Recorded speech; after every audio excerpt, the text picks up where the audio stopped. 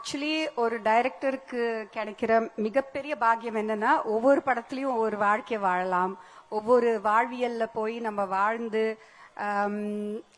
அந்த பாக்கியம் வந்து எல்லாருக்கும் கிடைக்காது. அண்ட் ஆஸ் அ டைரக்டர் எனக்கு ரொம்ப பிடிச்ச ஒரு விஷயம் அது மட்டும்தான். பீட் இறுதி சுற்றுல ஒரு குத்துச்சண்டை வீரரோட வாழ்க்கையா இருக்கட்டும், இல்ல சூரிய போட்டுல ஏவியேஷன், இங்க வந்து 60களில் போயிட்டு எட்டி பார்த்து அங்கே வாழ்ந்து ஒரு 5 வருஷமா வந்ததுல வந்து எனக்கு நான் என்ன பண்ண பராசக்திக்கு, நான் பிரெயின் ஆஃப் பராசக்தி கிடையாது. I think Parasakthi has given me everything. ஏன்னா அந்த டைம்ல வாழ்ந்தவங்க வந்து ரொம்ப சிம்பிள். ஃப்ரீடம் கிடைச்ச ஒரு 15 இயர்ஸ் கழிச்சு ஐ டோன்ட் திங்க் காசு பணம் ஆசை அதெல்லாம் ரொம்ப கம்மி.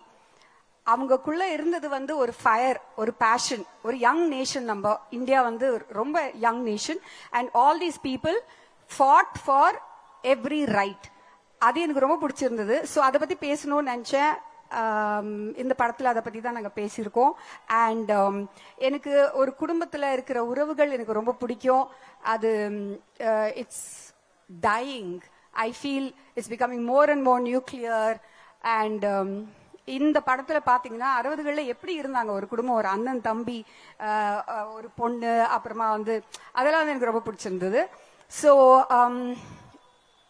எங்களுக்கு பீரியட் ப்ராப்ஸா இருக்கட்டும், லொகேஷன்ஸா இருக்கட்டும், காஸ்டியூம்ஸா இருக்கட்டும், ஜுவல்லரியா இருக்கட்டும், அண்ட் முகங்களா இருக்கட்டும். ஆக்சுவலி நீங்க பாத்தீங்கன்னா பின்னாடி நிக்கிற ஜூனியர் ஆர்டிஸ்ட் எல்லாருமே கூட அவங்க ஃபேஸ் வந்து ஒரு மாதிரி அந்த பீரியடுக்கு ஏத்த முகமா இருக்கும். அப்படிதான் செலக்ட் பண்ணியிருக்கோம். We tried our best, but the best part of it is I got to live 60s. அந்த 60களில் போய் நான் வாழ்ந்துட்டு வந்திருக்கேன். பராசக்தி எனக்கு நிறையவே கொடுத்துச்சு.